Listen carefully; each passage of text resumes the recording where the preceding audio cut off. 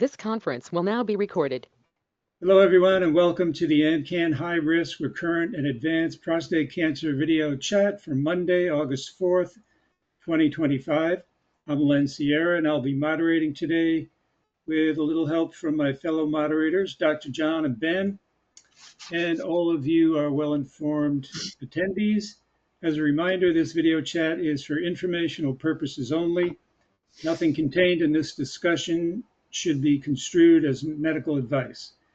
We want to acknowledge and thank our sponsors, and they are Bayer, J&J, Myriad Genetics, Novartis, Telix, and Blue Earth Diagnostics. Okay, so we have no new members today. So we'll start with John G. John, go ahead. Hear me? Yep. Yeah, I wasn't really ready. I was going to get my thoughts together. Basically, I have a PSA test coming up in about 2 weeks. I was Gleason 9, I had HDR and IMRT. I'm on abiraterone and prednisone, and I'm trying to get my head together about what kind of questions should I ask if my PSA's gone up. And I was wondering if anybody remembers going through that first post-radiation test, the PSA test, and what kind of questions I should ask my team. I'm gonna see the radiation oncologist and the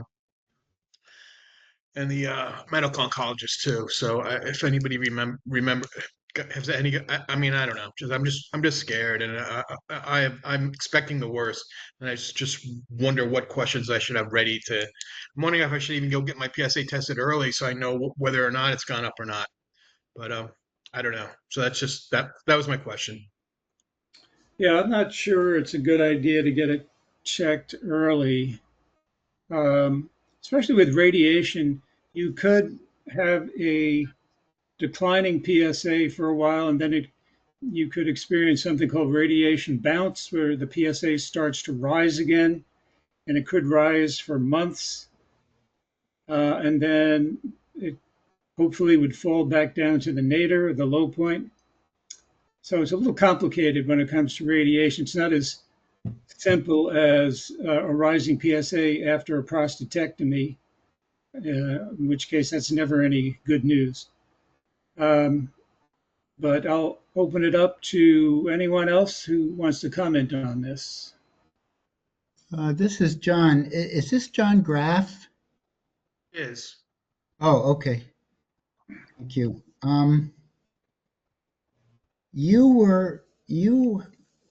Last time we talked, you were having a very tough time with ADT. And besides your anxiety about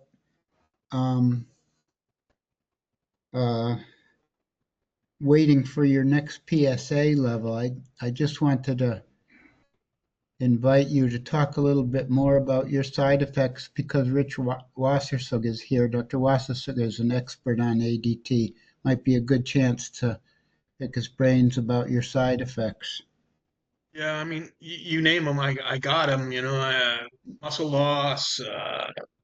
That's the worst thing, I think, and brain fog. You know, hyper emotional. Crying at nothing. Well, not nothing, but crying. I never cried before. I haven't cried in 30 years, 40 years, and I cry almost every day. So it's rough. I mean, on the positive side, I think I see things now that I never saw before. I appreciate things that I never did before. And I see patterns and connections that I think I never saw before, and how important some things are, like your kids and things like that. But yeah, it's the brain fog and the muscle loss is pretty rough.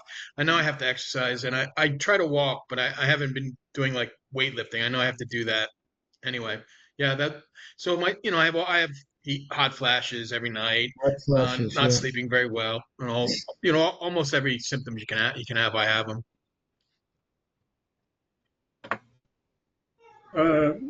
Richard, go ahead. Well, I was going to save this to the end, but first of all, almost everything I have to say, I want to say is in collaboration with Paul Schellhammer, who really knows this stuff from the professional side and the patient side. and I was figured we might have 2 minutes at the end, but you pushed me into it.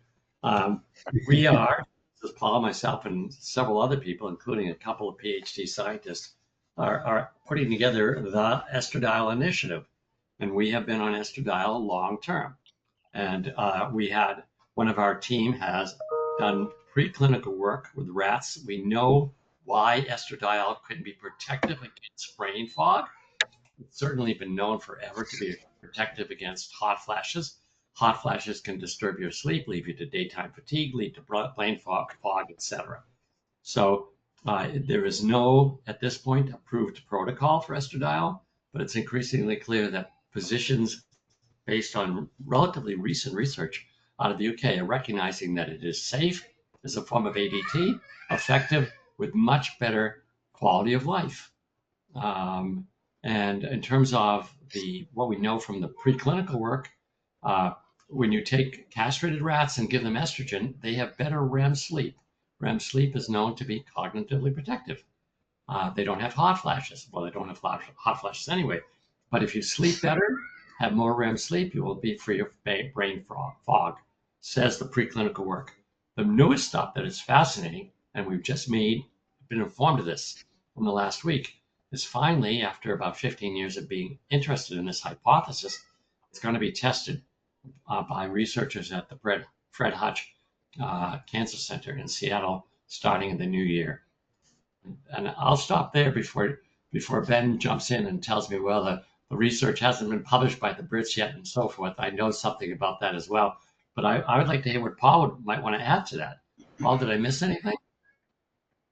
No, you didn't. What I would add is that for folks who are on traditional ADT and certainly have experienced their physicians and the literature's very positive effect that ADT has on prostate cancer, you need not stop that regimen because that would always be very, I'll say, initially upsetting. You can, and Richard has talked about this for a long time, add on a small amount of estrogen, which every man has physiologically, biologically, as a result of converting testosterone to estrogen, but which gets wiped out when you wipe out your testosterone. So if you just add a little bit of estrogen to the mix, and what's a little bit, 1 or 2 patches once or twice a week, you might have a dramatic change and betterment of your symptoms.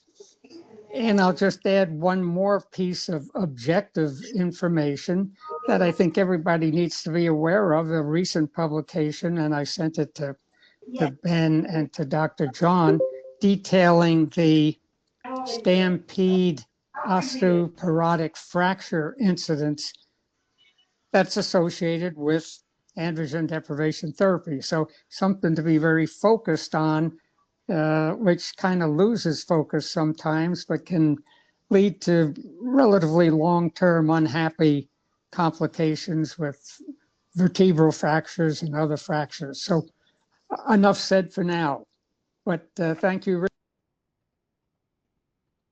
Okay. I'll just add to that. It's already been published that not only does add back estradiol, because it's naturally normally there, add back estradiol protect you from hot flashes. It can presumably, based on our preclinical data, protect you from brain fog, but it will also protect you naturally from osteoporosis. Women are not likely to get osteoporosis before menopause, and they're likely to get it afterward. So there's no value. The case against all this is you've got to argue with your doctor to get a script. It's because it is off-label. Did I answer your question? Was that what you're looking for? It's interesting, yeah. So I would bring that up with my medical oncologist or radiation oncologist and just raise it with them, yeah. Dr. Patel. Replacing what you've naturally lost because of the ADT. So Richard, if the medical oncologist is reluctant to prescribe estradiol, could he go to an endocrinologist? Might he have more luck with them? it can be actually simpler than that. You can go back to his GP Oh, yeah. because at this point nobody has shown that there's any benefit in having hot flashes, brain fog, osteoporosis, depression. As for the moodiness, it may help. That has not been studied. But the fact is that you can ask. And in fact, we have just finished a survey. We've got a very clunky first draft of a manuscript where we asked patients what they're concerned about and what they're worried about, and certain things fell through. And that was the patients who are interested in this are willing to go to not one doctor, but 2 doctors and 3 doctors and so forth, which could be a burden on the healthcare system. But as I would say, if you want to do that, you come in with the data, and the data that's relevant here has been published by Nicholas Russell, Russell, who is an endocrinologist in the Melbourne, Australia area. And you can look up just Estradiol, prostate cancer, Russell, in PubMed, and you'll get to the papers that show that it's protective against osteoporosis, that it is protective against hot flashes. And this is part of what Paul and I are spending our lives on trying to get this message out. One very important point is that this is all about transdermal estradiol, and one should not be taking oral estrogens. Transdermal. Now, John This has research- diabetes and hypertension. Is there any way that should influence his decision?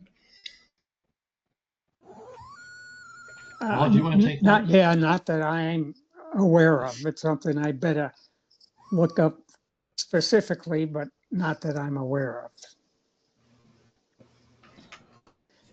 I mean, presumably also the metabolic syndrome complex that androgen deprivation therapy can somewhat lead to, which includes type 2 diabetes, has been shown to be blunted or ameliorated by transdermal estradiol application. So I'm pretty confident in making that statement. And to emphasize what Richard said, estrogen has been handled with or burdened with the studies of 80 years ago when it was delivered orally and there were cardiovascular and thromboembolic events because it went through the GI tract. When it's put on the skin, it bypasses we call it the enterohepatic circulation, or the GI tract and the liver. And therefore those thromboembolic proteins are not released. And so the main physician objection that might arise is, cardiac events, thromboembolic events, but not with transdermal delivery. So that's critical. Very, very interesting. Thank you. You're welcome. Oh, Jim Marshall, you've had your hand up.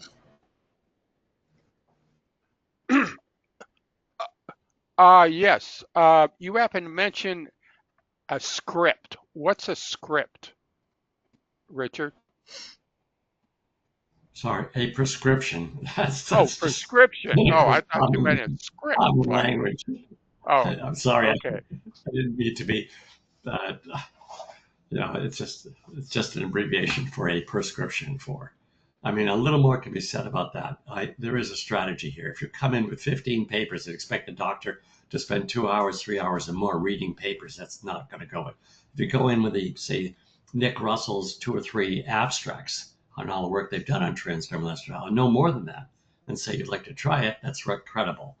The other thing that's come through from our study of patients to our surprise, some of the insurance companies, Aetna, has paid for this, even though it's off label. And why they should, because the patients are doing so much better and it's so cheap. So it's not impossible. I mean, you're going to be told that if it's off label, you have to pay for it yourself.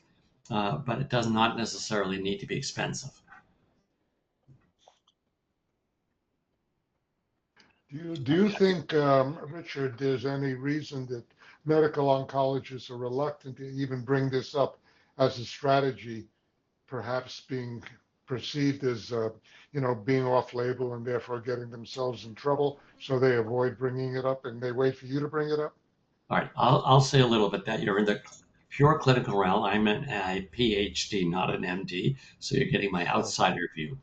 One thing is that the early first drug to treat prostate cancer was diethylstilbestrol, an oral synthetic estrogen, and a lot of people died from blood clots.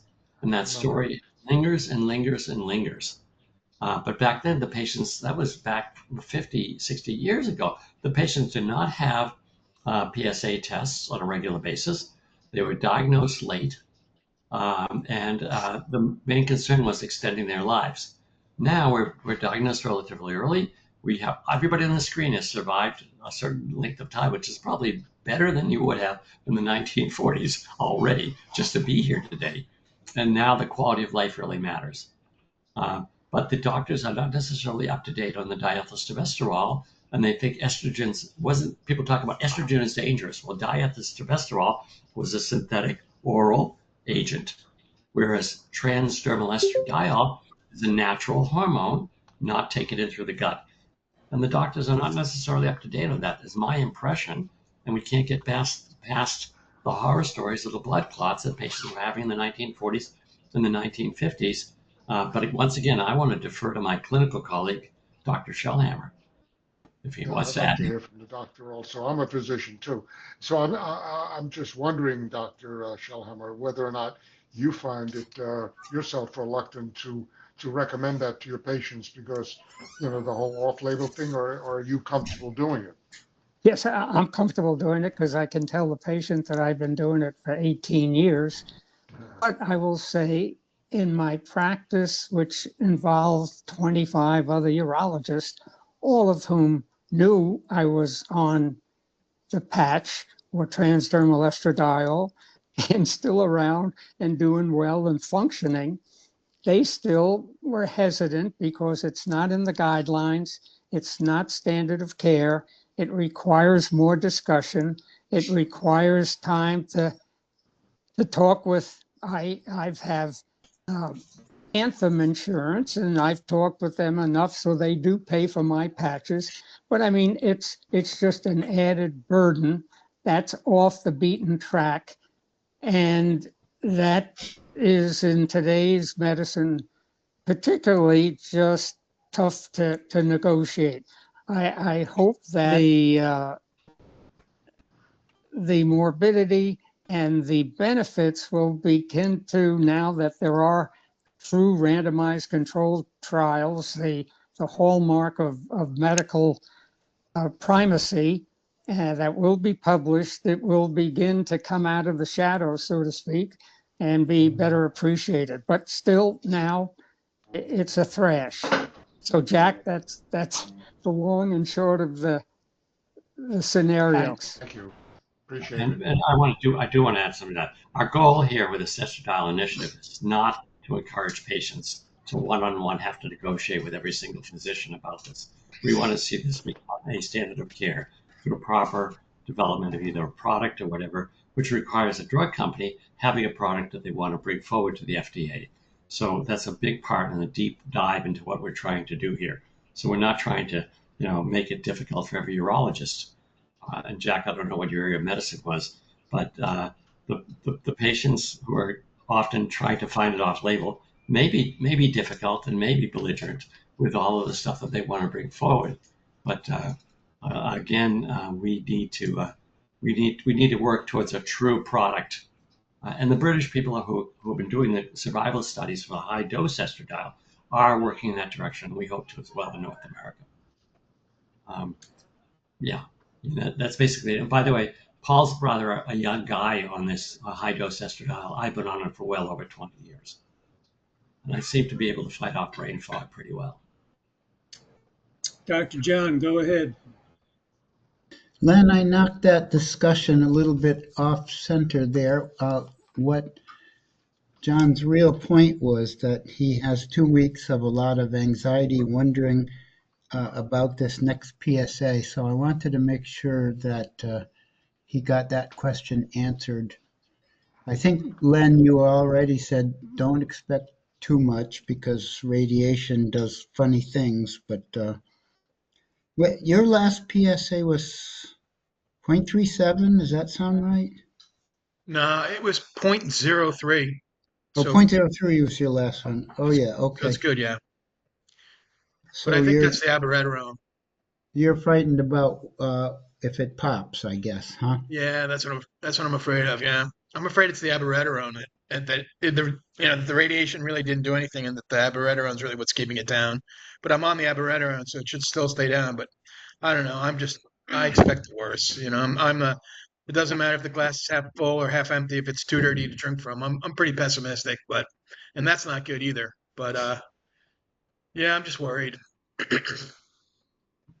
Well, you have to ask yourself, what good is worrying doing you? Not at all. Just wasted energy. Yep.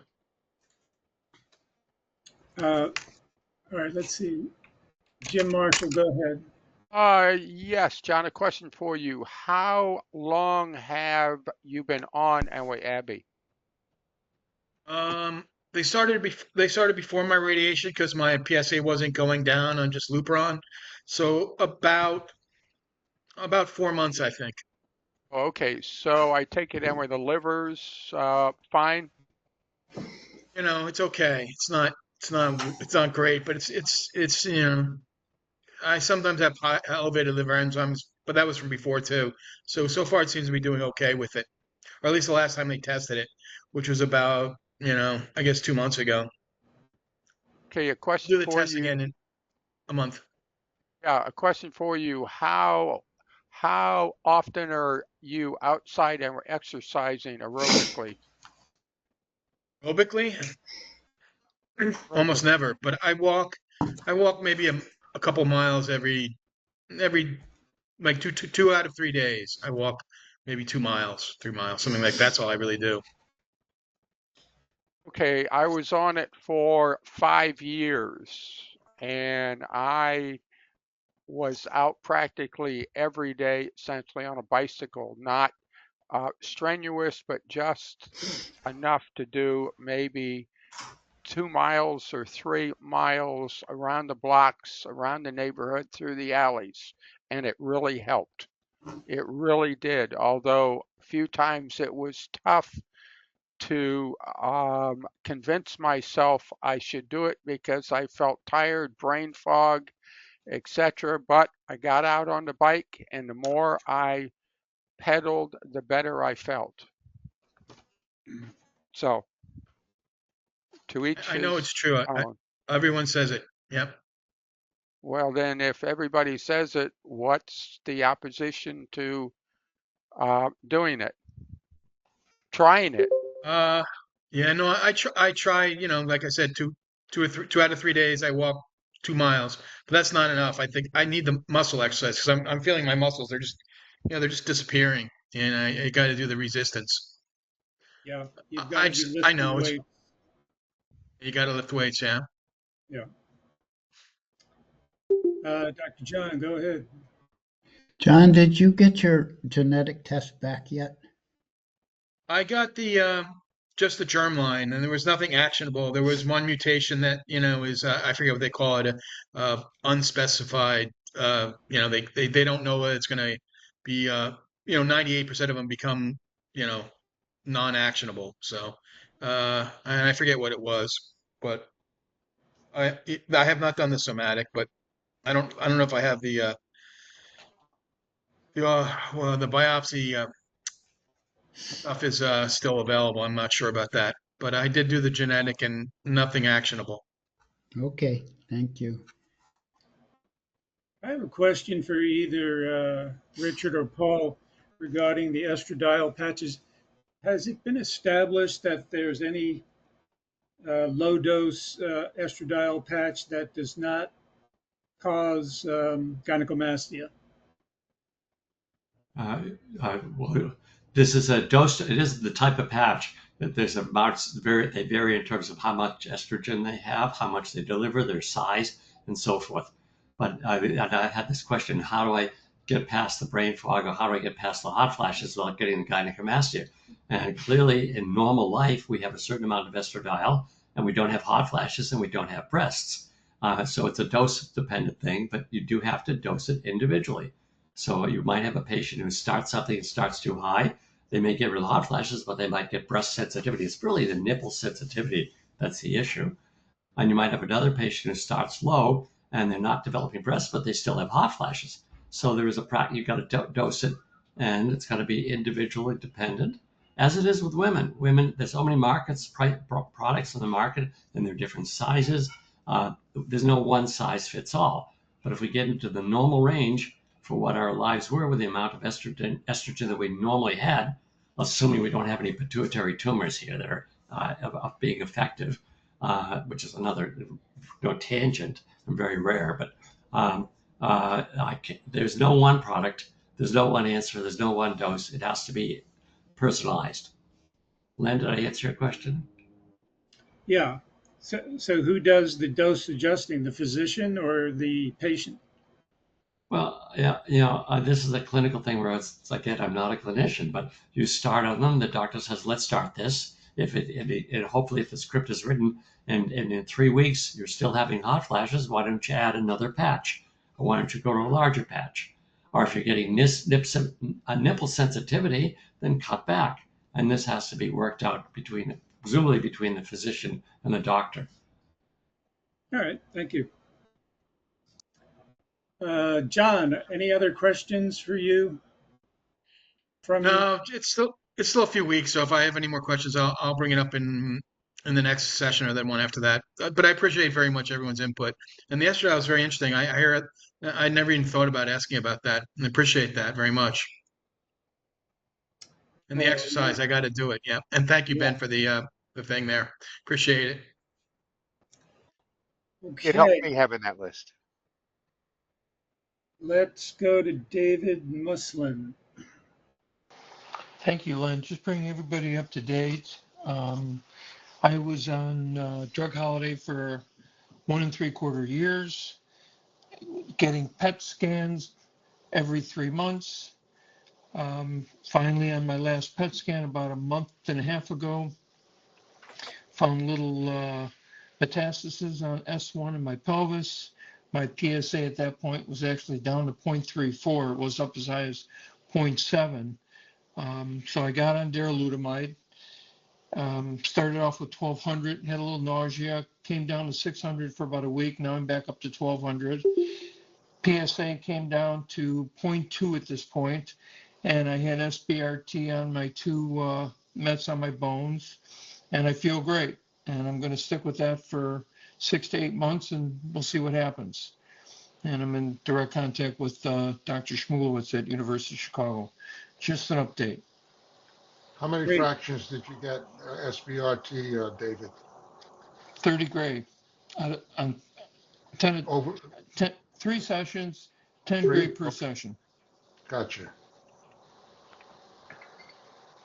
And which areas of your bone were involved? So one on my pelvis and one on my S1 vertebrae, but very, very small. Okay. Because I was doing it every 3 months, doing PET scans every 3 months. So Schmulowitz was watching it very closely. We were watching it very closely. Right.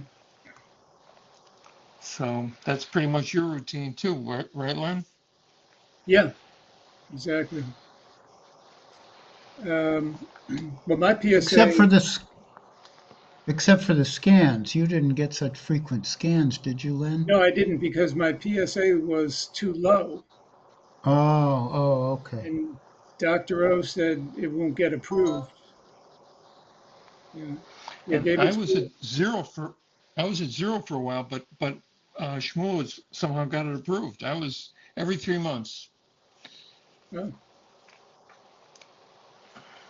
Interesting. Okay. Dennis Correa, you have your hand raised. Yes, the issue with that was discussed, I think, once before about PET CT scans and risk of a secondary cancer. Do we have any feel for what that might be relative, to these PET CTs that we get, the PSMA PET CTs or FDGs, and how frequently you can get these without really raising the risk?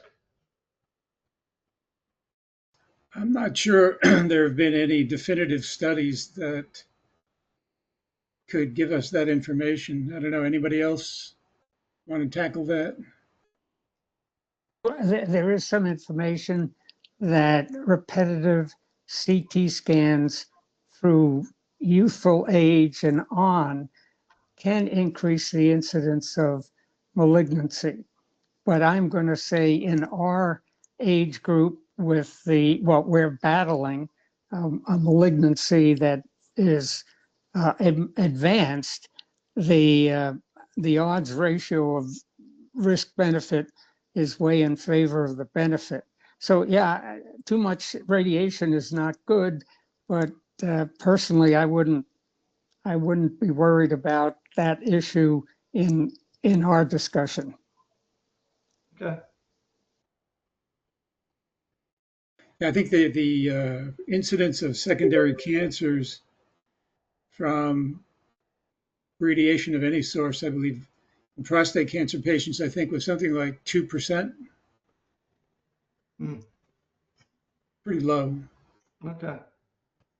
Good.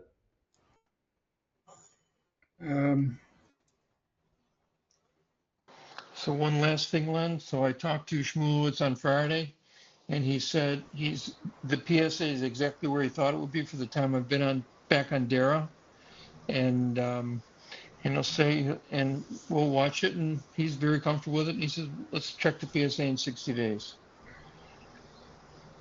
So he thinks we're right on target. Good. And when was that SBRT radiation, David? 2 weeks ago. Oh, just 2 weeks. Okay. Did he say there was any concern about depleting your bone marrow if you got too much SBRT? As I know No, okay. he didn't think so at all. And neither did the radonc. Okay.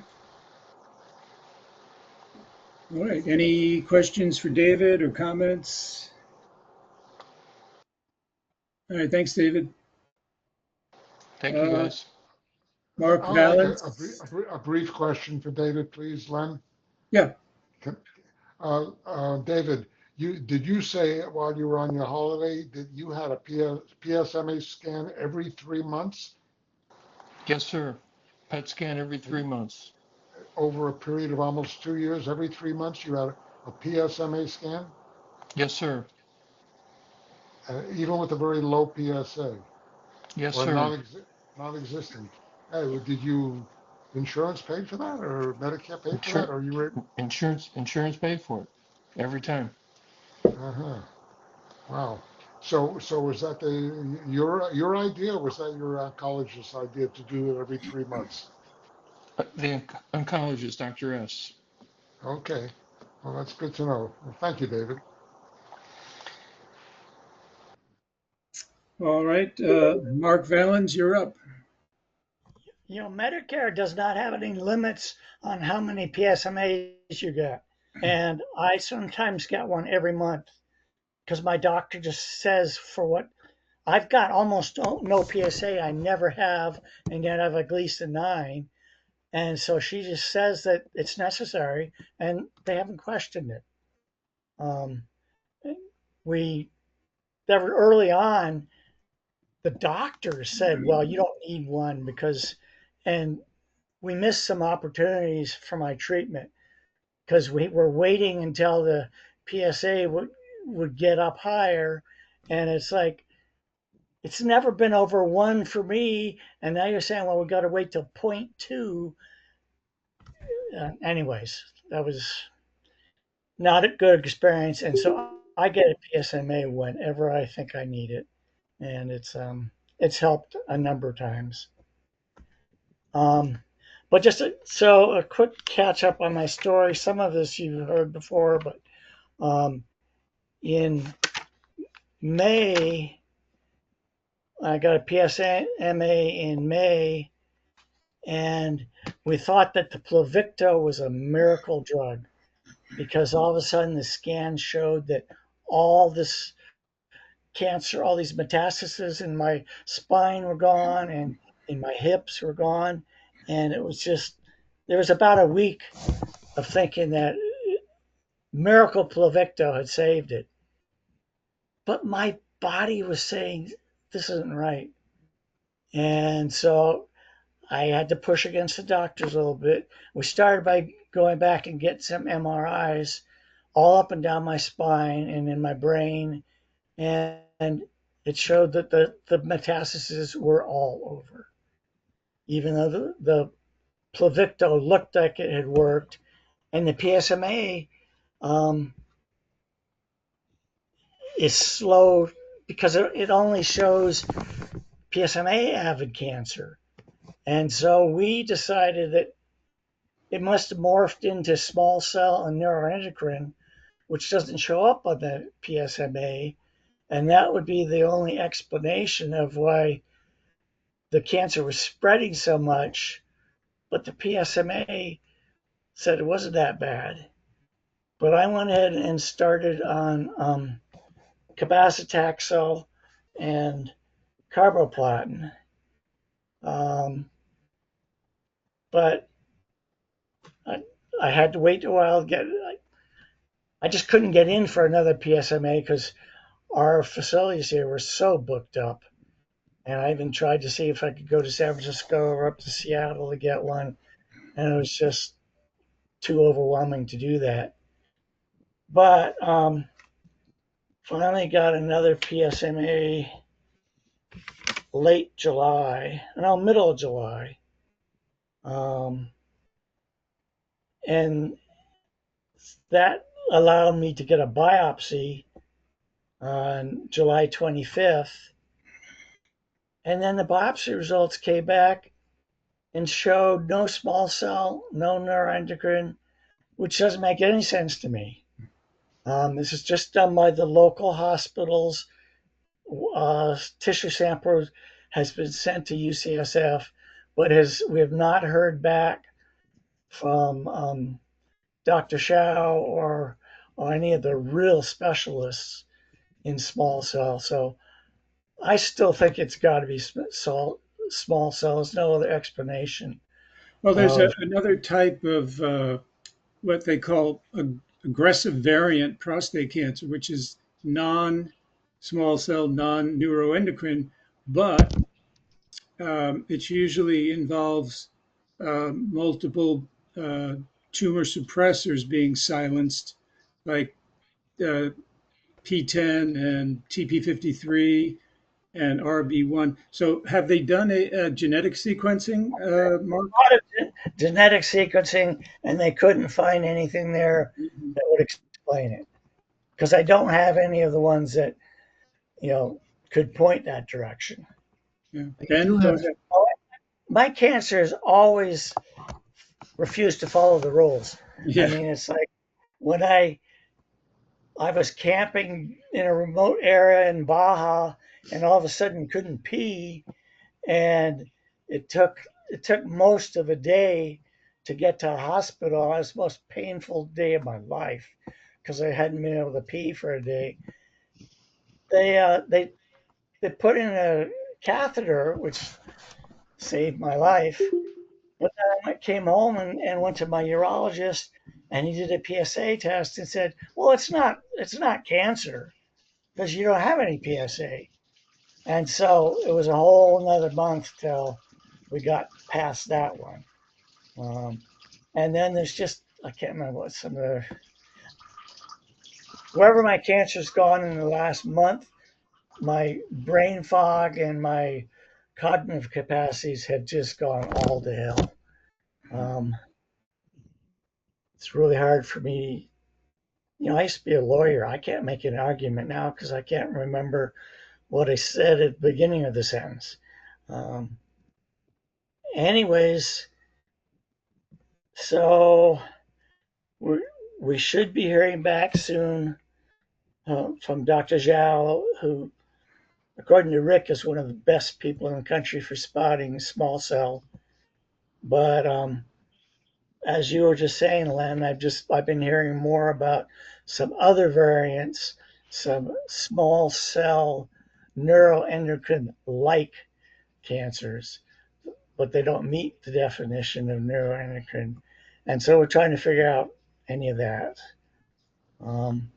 Well, let's But see if Ben can shed some light on this. Go ahead, Ben. So, Mark, it seems to me it's almost a foregone conclusion that if you look for neuroendocrine with a PSMA scan, you will not find it. no, Um, so we got to send the slides to Dr. Shao, who can apparently spot it if it's there. if you use the PSMA scan to do the biopsy, you will not find, axiomatically, you will not quite axiomatically, you will not find neuroendocrine. We did biopsy off of, well, my cancer's moved to liver, but that's an easy one to get a biopsy. So we sent slides to direct to Dr. Shao, and so But he you will be looking in the wrong place if you use a PSMA scan to direct the needle. You need to do an FDG we scan. didn't use a PSMA to direct the needle. We used a CAT scan. CAT scan. There is I have a something called the question. dotatate scan I've that, heard about. yeah, that targets neuroendocrine type cells. But Jack, what have you got to say? I had a question about why he keeps doing PSMA scans rather than FDG, and if you do an MRI, and you found all this metastatic stuff with the MRI, is that equivalent with neuroendocrine type of diathesis Your as first a F? your first Oh, best bet at finding neuroendocrine is to do a PSMA scan and FDG scan and then FDG. compare them. That's Because I'm there's wondering. something, and That's we why I'm did asking that. about the FDG. What was the FDG? And the FDG does show some things that don't show up on the Okay. PSMA. And so I don't know enough about biopsies. So after we already had that information that the FDG showed some things off different from the PSMA, how come the biopsy didn't turn up? And all my doctors have been on vacation, and so we got a query into the pathologist, and I'm hoping that Dr. Agarwal at UCSF will get on it this week.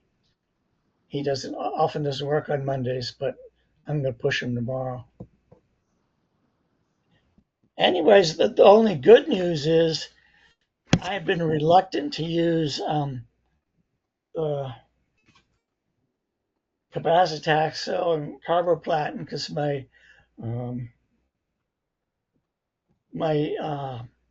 experience with chemo led to such bad constipation, I didn't do it. But Dr. Agarwal convinced me. He said, "Take care of the pain.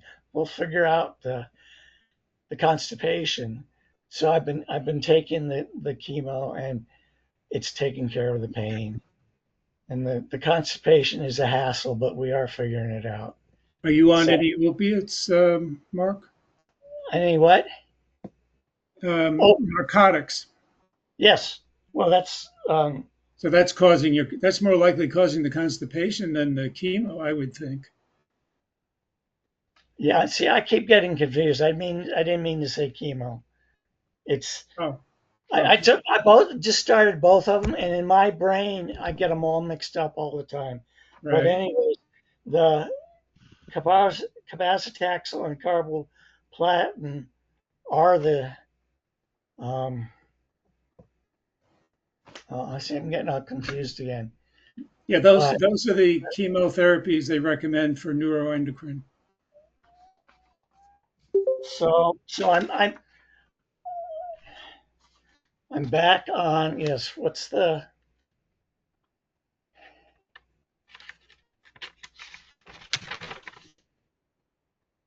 So, Len, what's the opioid that you normally would use?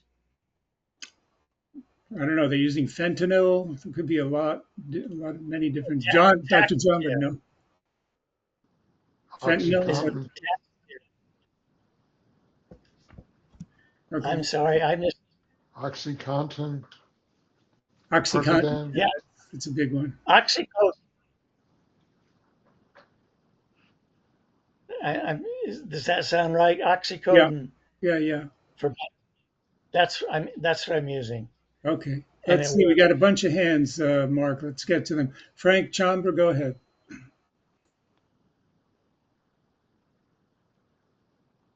Yeah, how you doing, Mark? Trying to get Seems by. like it seems like we're running like side by side, two old horses. You know, you got it's like if our when I hear about what you've been through, we're at the exact place. You did Pluvicto, I did Pluvicto, and then you have back pains. So I did Pluvicto too, and I was having back pains. So that was like I was trying to figure out, was it because I was working out swimming too much, or was something really serious? Because it was the pains were going from my spine and radiating out towards my ribs.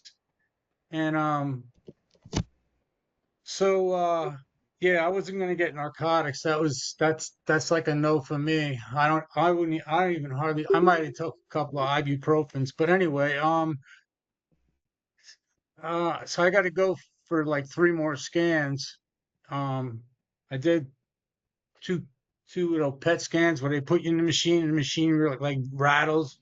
So everything came out good. There's like they said there's no cancer on my bones, but that there might be a spot on my spine because of the I have compressed discs and I have a broken rib and a bunch of stuff like that. But um um I just get out of bed every day and I keep pushing forward. And I'm sorry that you've that um I'm just sorry, man, that it's sad because it scares me, you know, when the pain gets that bad. I just be praying for your brother. And I know I'm right. What I'm saying is I know exactly what you're going through because I'm going through the same thing. Amen. Yeah. All right. Thanks, Frank. But the last week since I didn't want to take the opiate, but since I've given into it, I've got rid of the pain, and life's Yeah. better.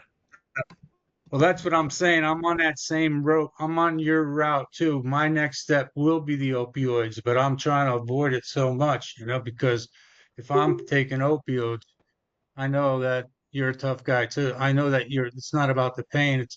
It's not, we're both on the same road of life here. It's kind of together. So I'm like, I don't know, I think about you all the time is what I'm saying. It's not that. God bless you that we have the opioids, but yeah, All I'm not right. there yet. All right. Anyway, Thank you, Frank. I remember one. We're Thank gonna you. go on to Dennis Correa. Go ahead. Yes, I kind of, this is a good place for me to piggyback, I guess, on what Mark's been dealing with. I've had this constant low back pain, which has gradually gotten worse and worse. I get some occasional relief uh, from the Advil leave and that type of thing. When I started chasing this thing down, my first suspicion was let's see if my PSA is rising again, and it wasn't. It's staying down at 0.1 range, 1.1, 0.2, back and forth right around there. 0.1, 0.11, 0.12 is where it's been, and I still have the pain. So we did an X-ray at a orthopedics place, and they looked at it and thought it was the facet joints at the bottom of in the lumbar area. The arthritis was affecting the medial nerve, and had that. They tried to do a test to verify it was a medial nerve, because that's what their bet on it, and by injecting lidocaine under MRI so they could see the needle in the medial nerves and the facet joint areas. And they did me 6 needles with lidocaine, which was supposed to give me a temporary relief of about 2 hours. And if it did in fact give me relief, that was the problem. And then I would come back and they could do what's called RF radio frequency ablation of the medial nerve in that area. And so it didn't work. The temporary lidocaine injections did not give me relief from the pain. So the doctor I saw there said, you need to make an appointment with your oncologist. And so that's what I did, is up to Mayo Clinic, and Dr. Singh up there. And he did me a blood test. All the blood work looked fine. And metabolic panels and so on, and all that stuff was good. His PSA test actually came out to a 0.12, which looked like it had gone up from a 0.11, but who knows. But anyhow, the PSA is staying low, and I can have this pain, and I've been on Lupron and secondary Abby, and then more recently, a year ago, onto the Nubeca darolutamide. So I've been on it for all of this treatment for a little over 9 years now. So concerned about therapy-induced neuroendocrine, like whatever it might be, small cell progression. Dr. Singh agreed to do a FDG. So I'm scheduled for this Wednesday for an FDG, which you can compare with my PET-CT PSMA scan that I had done. So that's where I'm at. And, I can't walk as far as I did. I'm using a cane just to walk. I try to get out of bed in the morning, or get up after I'm sitting here. I sit here for 2 hours and get up. I got to hold on to something because the pain is so bad in my lower back. And then take something for it to subside, and put some ice on it, whatever, it tends to go away. Well, okay, Dennis, it sounds like your doctor's ordering the right tests, and hopefully Wednesday, when you have those 2 scans, they'll know what to do next. Yeah. So I raised the question because it's like a wild goose chase here. If we don't see anything with the FDG scan, so now it's back to another doctor somewhere to look at because I do have arthritis in the spine there, osteoarthritis, osteopenia, which I'm on Prolia also, and I know Prolia can give you back pain too. So just trying to figure out which direction I'm headed, but I'm just taking it one step at a time right now. Okay. Any comments or questions for Dennis, guys? Well, I just would like to hear next week what the FDG showed. Yeah. If you're able to come to group next Tuesday. Yeah, it should be. All right. Thank you, Dennis.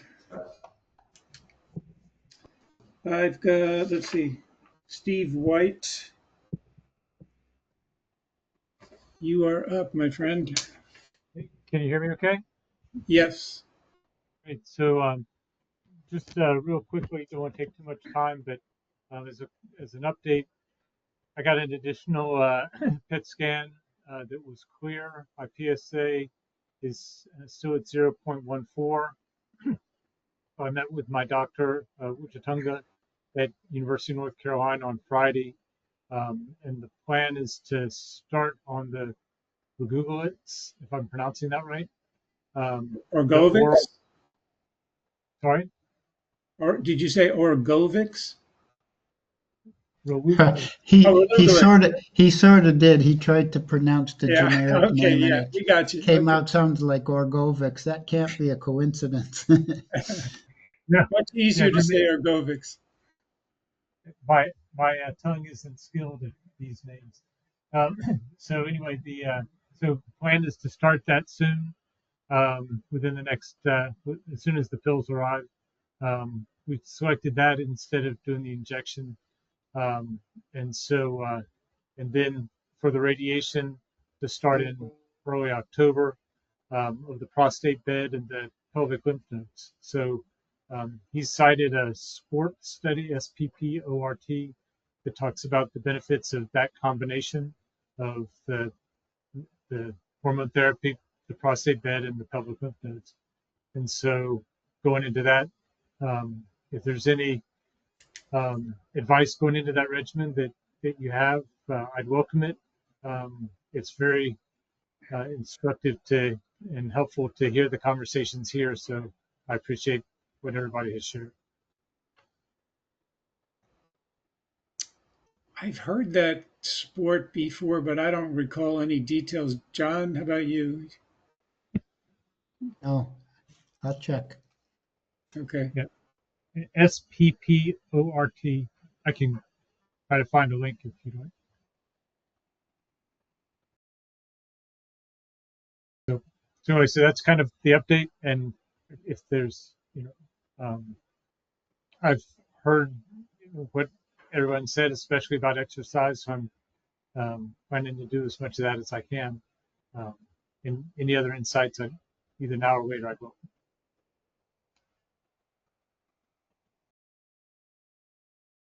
It sounds, the story sounds so much like where I was 5 years ago,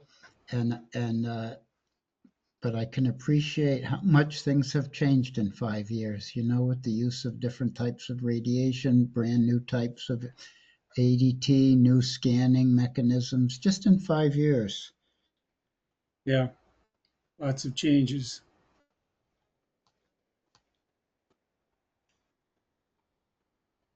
Okay. So the Well, results of this randomized trial established the benefit of adding short-term ADT to PBRT, which must be pelvic bed radiotherapy, to prevent progression in prostate cancer. These are the first such findings to show that extending salvage radiotherapy to treat the pelvic lymph nodes, when combined with short-term ADT, results in median reductions in progression after prostatectomy. So that's a positive, favorable study, and it sounds like you might be able to get away with less of a course of ADT than many of us have had. Yeah, this was a study done by Alan Pollack, my radiation oncologist at Sylvester. Oh, yes. Steve, what was your Gleason's? 7. Sorry? Oh, it's a 7. 7. plus Okay. 4. Yes. So that short-term makes sense. Short-term hormonal therapy. And then I just recently had a decipher test done on the prostate was taken, and that came back 0.66, so just into the high aggressive range. Oh, Steve, why are you in the advanced group? I'm not sure I understand. Sounds like the treatment you're getting is for curative intent. Is there something I'm missing, or is there a PSMA scan you haven't spoken to us about? Just in terms of, so I had my prostate out in 2016, and then it's come back, and so because it's recurrent, they suggested I come to this group. So he's here because of recurrence, Jack. Oh, a biochemical reoccurrence? Yeah. Yes. I'm a little confused on that, only because, there's a biochemical reoccurrence with and without peripheral metastasis. And I thought the criteria for being in this group, either you have to be either a 4 in the number or maybe some spread beyond the prostate. But I don't hear any evidence of Steve, having any spread beyond the prostate? Something I'm missing, Recurrence or makes the criteria. just a biochemical recurrence Yes, makes. as I understand it, recurrence makes the criteria for this group. Yeah, according to Rick, that's his Yeah. rule. Yeah. I have a friend who will go unnamed who wanted to be in the intermediate group, but because he had a prostatectomy and a biochemical recurrence, Rick said, no, you have to go to the advanced group. So, You know, there's a time that I had this, and they were talking about radiation in ADT, Dr. Pollock, and before they found out, you know, I had this peripheral stuff, and they said, you know, we can treat you with curative intent, and that's they were talking about until they found out I had these subcarinal lymph nodes and a you know, some metastasis on my ribbon L4 pedicle. So I just I'm a little confused because one day they said there's curative intent, they said no longer, and that's when I joined the advanced group. So biochemical reoccurrence itself as being criteria for the advanced group confuses me. I'll have to speak to Rick more. Don't forget what Groucho Marx says. I wouldn't want to be a member of any group that would have me. Yeah, right. As for me, I want to go back to the AS group and get my prostate back. Yeah, me too. Okay, thank you so much. okay, Steve, are you okay, or any other issues you want to raise? No, that's fine. Thank you. Okay. So that sport regimen sounds appropriate for you. Jim Marshall, go ahead.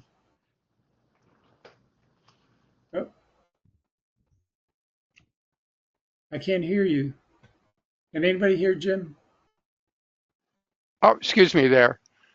Another aspect is the low group does not talk about ADT. I found out that one the hard way, and it has stuck. So ADT is verboten in the low intermediate group. You have Right. to come to the high group to talk about ADT. Does Yes. not want to scare them to death about all the horror stories about ADT. Okay. There's another reason, Jack, why he belongs here. Keith Lorenz, you are up, my friend. An infrequent visitor, so I'll go with a quick review where I've been. Started the prostate cancer journey in January 2023 with a 1420 PSA advanced metastatic.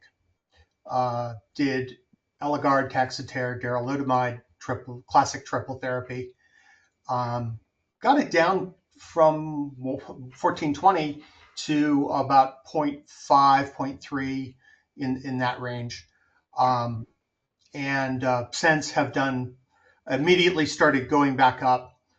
So I've been labeled castrate resistant. The Gleason 9 is the biopsy.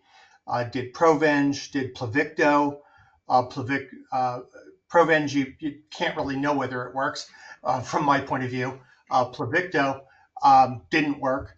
And therefore, I'm working with Tanya Dorf at City of Hope. And she got me into the phase 3 trial for AMG 509, which is, I'm going to try it, xaluritamig.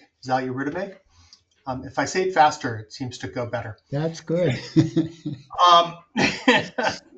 So, trying to move quickly through the story. Started the drug trial in the City of Hope Hospital for the first dose, and it was a bit of a wild ride, but only for a day or two, and then spent a month within a couple of miles of City of Hope for the first weekly ramp up of the drug. piece I missed here is I had to wash out of the darolutamide of the Nubeqa to get into the trial. And so at the beginning of the trial, my PSA was at 381. God, I love hearing all your guys' low numbers. I wish I could get there at least once.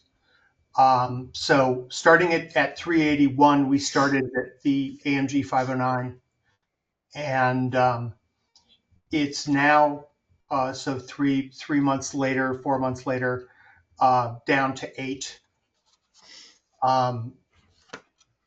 And it's been a journey. The side effects. So I'm on steroids on dexamethasone, and that's been an experience to learn how to manage it. Because it's a phase 3 trial, maybe because the Dr. Dorfey is who she is. She's like, we're some of the first 600 people to take this drug. And they're like, yeah, figure out what works for you. So that's been the experience, is trying to figure out how to manage the steroid.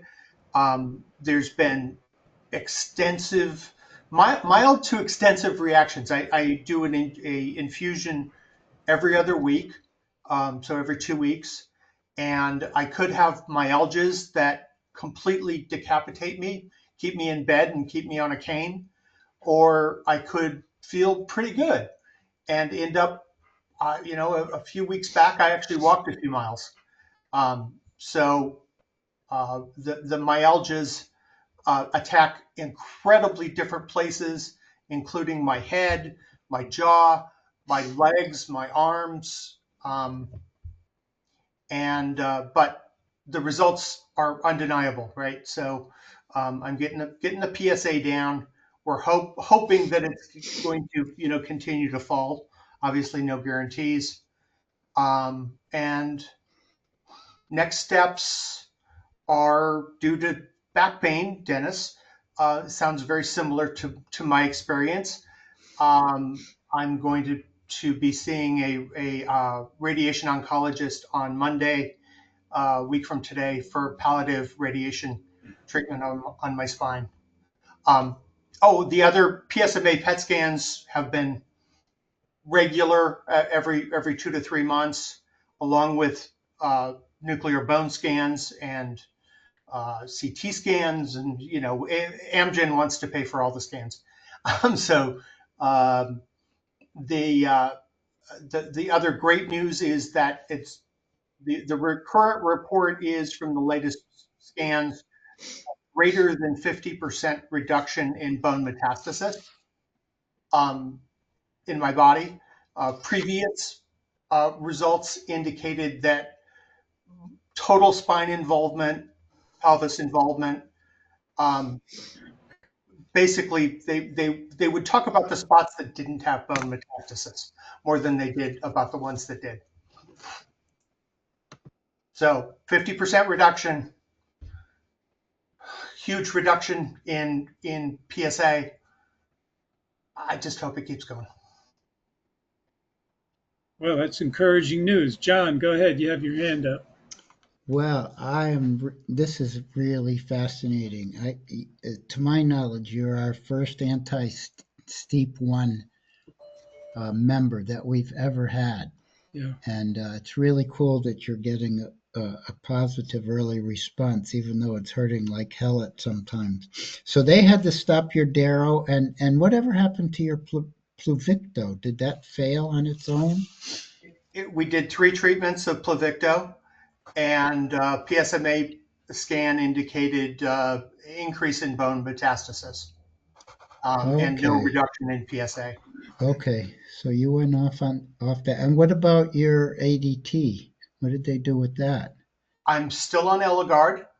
Okay. Yep. So I can continue the Eligard, but I had to wash out the darolutamide. And the dexamethasone, is that standard practice for people on immunotherapy? It's standard practice from Amgen. I know that. Yeah. Yeah.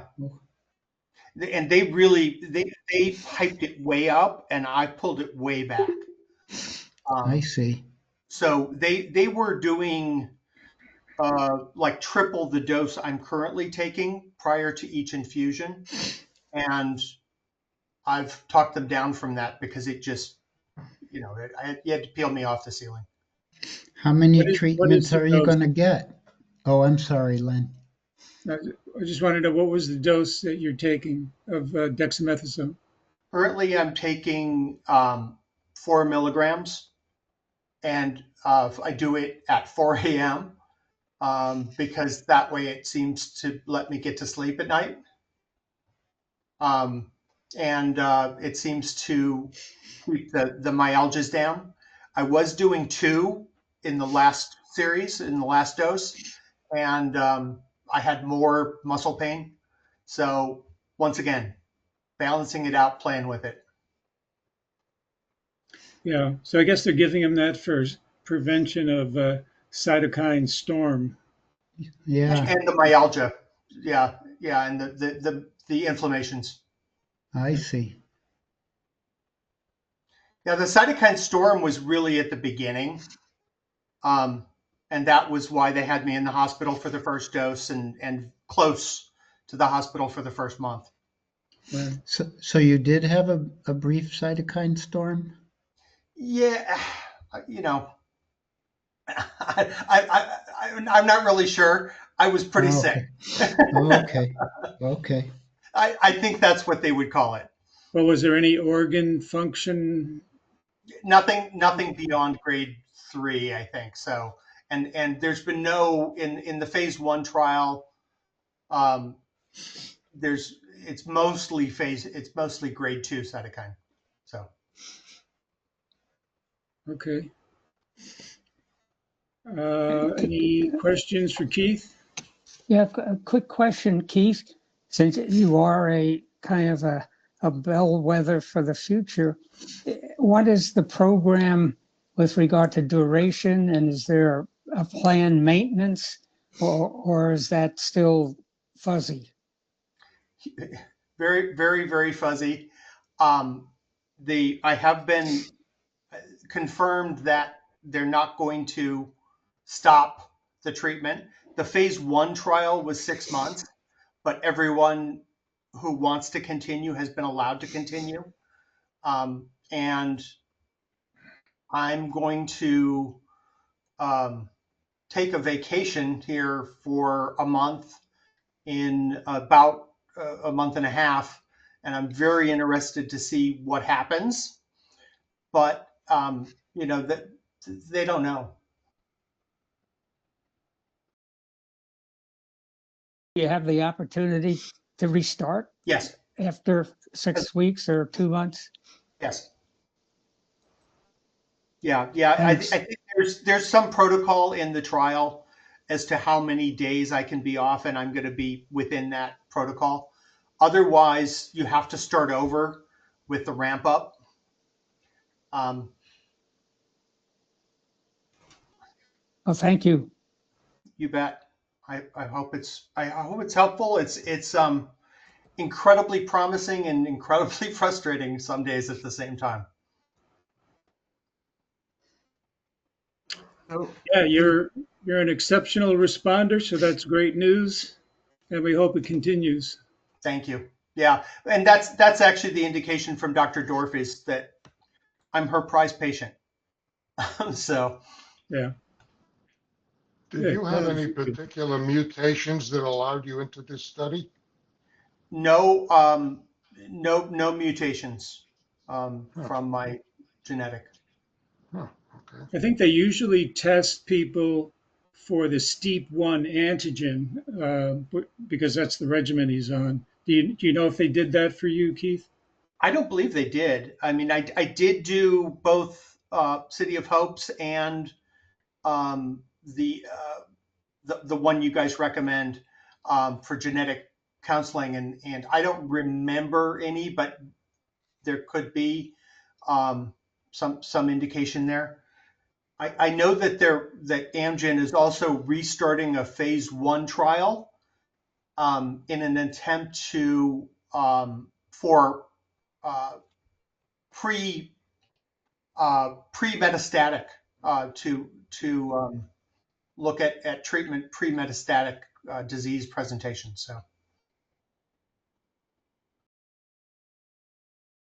So we had a while back 2 or 3 people that tried to get into 509. The gent we lost who lived in the outskirts of Chicago. Forget his name. I'm embarrassed. He tried hard to get into 509. But then they closed it out for a while. So it's good to hear that you're in it, Keith. Did you tell Dr. Tanya that you're an AnCan person? Yes. Yes. Yeah, she knows that pretty good. Yeah. I think she likes us, but we don't know. But we think we hope she likes us. You know. What can I say? He hasn't said anything negative. So. Oh, well, that's good. Yeah. And I will listen to the recording. I apologize everybody for getting here late. There's just a whole bunch of issues going on here. But I will listen to the recording, and it's really good to hear that you're responding so well. So we love that. Thank you. Yep. Any advice on palliative radiation, on what to expect on my spine? That's my next one to get over. I think I've gotten over everything else, so I'll probably get through this one too. But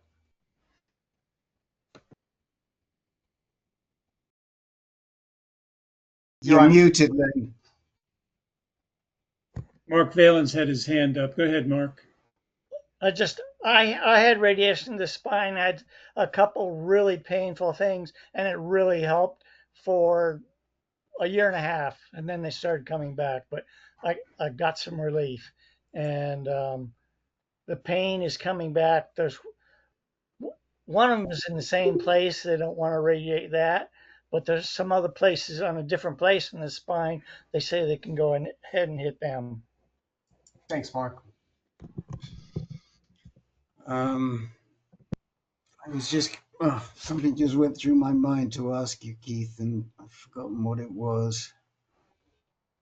Damn. Oh yes, I know what it was. Have you set up a palliative care person at City of Hope? I've not been using City of Hope for palliative at this point. I've been using somebody local. Okay, but you do have a palliative care doc on your team, yeah? Yes, I do, and I do take tramadol. Try to limit that as much as possible. Yeah, that I do. Okay, I mean they had a really good lady, but I don't know that I don't think she's there anymore. But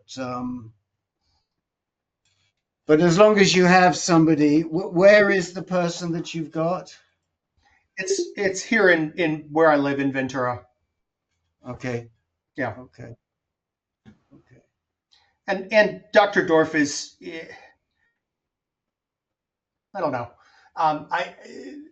She's there when you need her for the palliative stuff. She's not going to go there. She's a rock star from my point of view. You know, and kind of one of my heroes. So, yeah, she'll make sure that I get what I need if I ask for it. Yeah, I mean that's sort of yeah. I mean, if you need City of Hope has a good department. Our experience with them is that the oncologists don't like working with them, and that goes back quite a long time. But if you're having issues and you want to get a City of Hope person and you're not getting there, just let us know and we'll try and help you. But if you're happy with what you've got in Ventura right now, That's good. What is the palliative person in a private practice, or are they part of the UCLA group? No, it's private practice. Okay, that's great. As long as you're happy, that's good. Same one my dad uses. Oh, okay.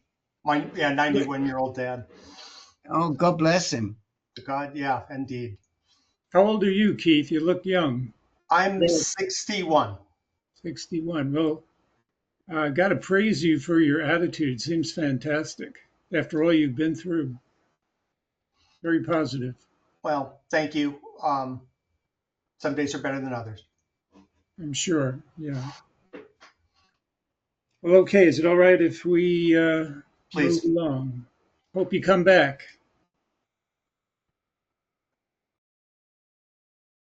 Okay, Gary Peters, you're up.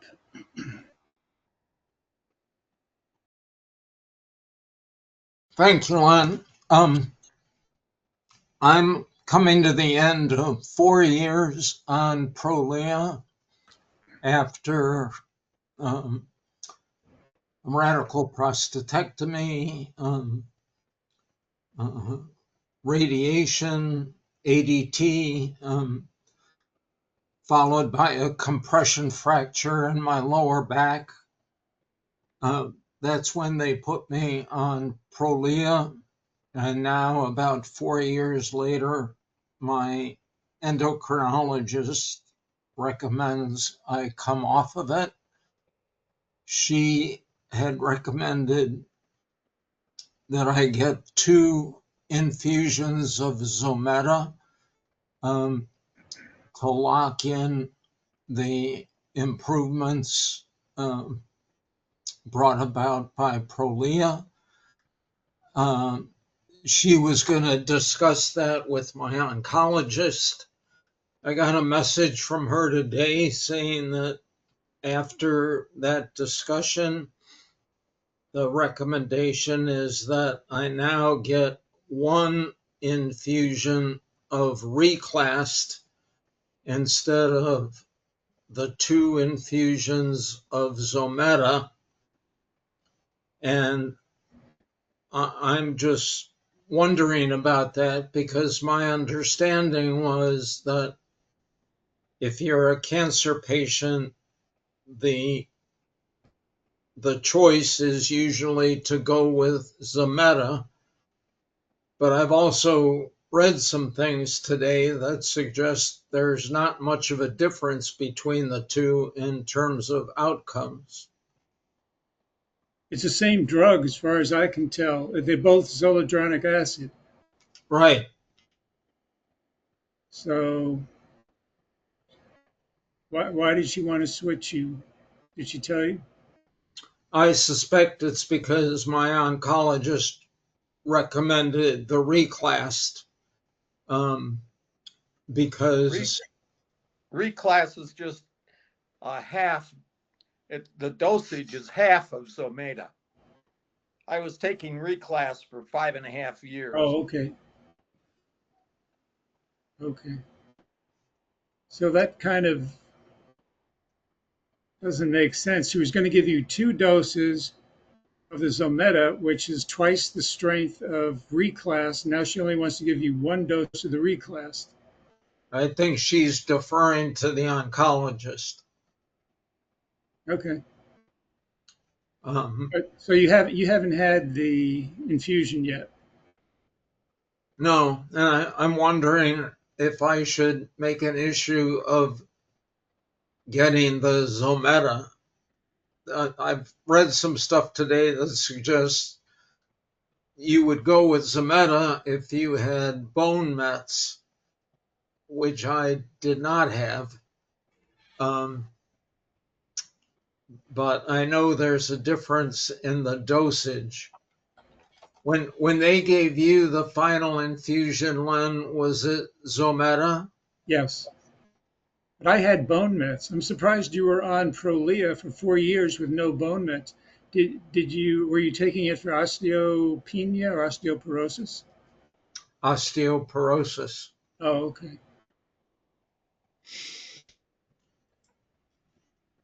Yeah, I had Zometa. I think I told you I had a reaction to it, but I think it's uncommon. right? Well, they warned me with either of these that a flu-like reaction is not uncommon. Okay. But so nobody's faced this same choice between reclassed and Zometa at the end. I haven't, but I can't see why it should make much difference, actually. Yeah, maybe This it 4 versus depends. 5. Maybe it depends on what you're stopping. Like for instance, I stopped Xgeva, which is excuse me, which is double the dose of Prolia. So maybe that's why they gave me Zometa. Since you're on a half dose of denosumab, maybe that's why she wanted to give you a lower dose of the reclassed.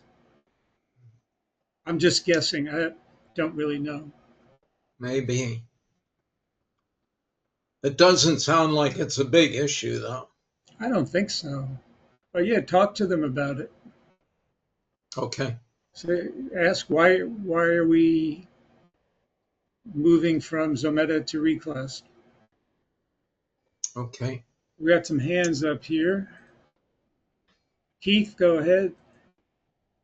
Yeah, just related. I've been on Zometa for several years now, monthly infusions, and it's the least least bit of problem that I've had, which is amazing.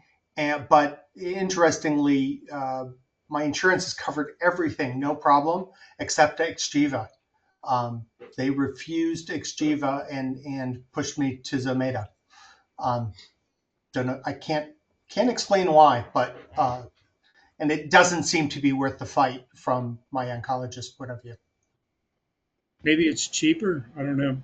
It must be somehow. Yeah. Rick, go ahead. Yeah, it's definitely cheaper. But the one thing I would say to you is that a long time ago, it was determined that monthly Zometas is over treatment, Keith. You probably should be that was how it was administered a long time back, like 10, 15 years ago. We had a key volunteer by the name of Jake Annam who used to get it monthly, but he really didn't need it. It's not great to get it monthly. The half-life is really, really long. And and you could talk to Dr. Dorf about it, but 3 every quarter is probably more than sufficient.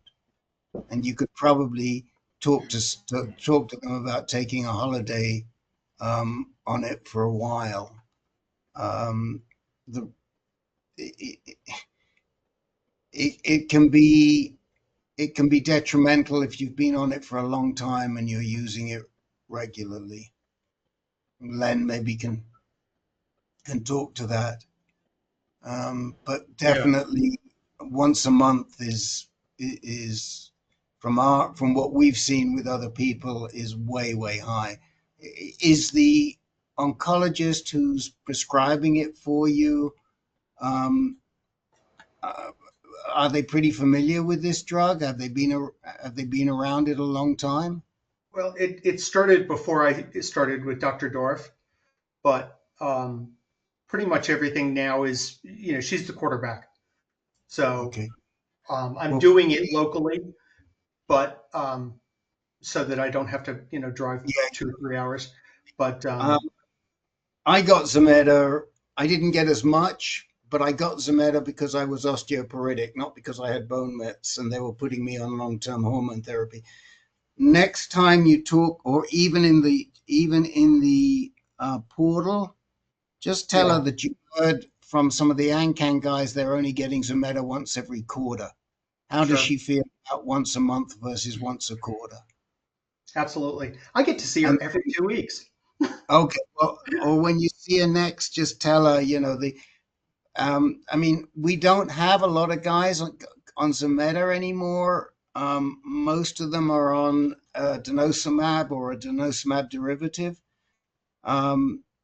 If they are on zoledronic acid, it's more likely they're going to be getting reclassed now than the Zometa infusion. But what we do know is that Zometa infusion was way overprescribed, and it's likely to bring on bone issues. Bone issues with your jaw and other. Yep.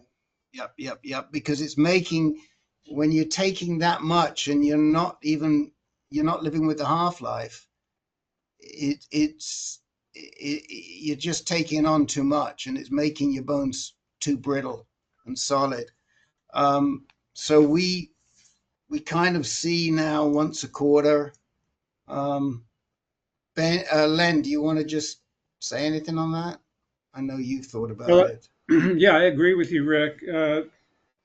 I think monthly doses is probably overkill. And you probably know, Keith, that the incidence of ONJ corresponds to the duration and frequency of treatment. All the bone strengthening agents, right? So you're getting near that 5-year mark where they recommend you stop completely to avoid ONJ. So have that discussion with Tanya Dorf. Good feedback. Thank you. Okay. Rick, could I come back to you? You're saying that there is an increasing shift to reclass from Zometa among your members? Yeah, well, first of all, we never really saw anybody get reclassed until the denosumab people started getting Prolia.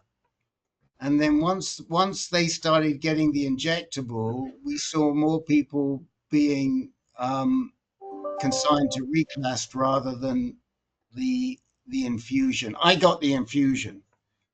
And yes, I never had any problems from the infusion, but it is quite common that you get these heavy flu symptoms, and that's what nailed Len. Right. It's not long term. You get over it pretty quickly, but yes, we do know that the zoledronic acid, when given in that type of dose, can cause it. Now, if I had, God forbid, I needed it now, I'd be pushing for the denosumab. But your situation is a different one, which is where you want to close out the denosumab and you just need a single injection or a single dose of zoledronic. And the question is, how much of that dose? I think if you would have been on a more aggressive dose of denosumab, it would have been probably a single Zometa infusion. But just like the other guys say, we don't know, given your lower dose, what the right dose of the zoledronic acid would be. Okay, thank you. David Muslin, you have your hand up. How long should we be on Prolia for before we go to Zometa? Is it different for everybody? They don't like you to be on it any more than 5 years. So I suppose, I don't know if there's a guideline on it, but I know my doctor was anxious to bring it to a close now. I think Rick mentioned 5 years also. Got it. How long have you been? 2.5 years. See, the other thing is, and again, talk with Shmulewicz, the half-life of both these drugs is really long. So sometimes it's not a bad idea to take a break for quite a while and then come back on it. So you might want to talk to him about, do you think I should take a break on it? Because then if you need it later on in the course, you've still got some left without being too worried about the ONJ. And are you getting Xgeva or are you getting Prolia? Prolia twice a year. Okay. So the Prolia is not as strong a dose as the denosumab, as the Xgeva. It's exactly the same drug. It's just dosed differently. And Prolia, for 6 months at a time, is a lower dose overall than getting the denosumab. So, he may feel, well, the half-life isn't quite so long, but I definitely would have a discussion after 2.5 years whether you can take a holiday for a while. If it were me, I'd have that discussion. Thanks, guys.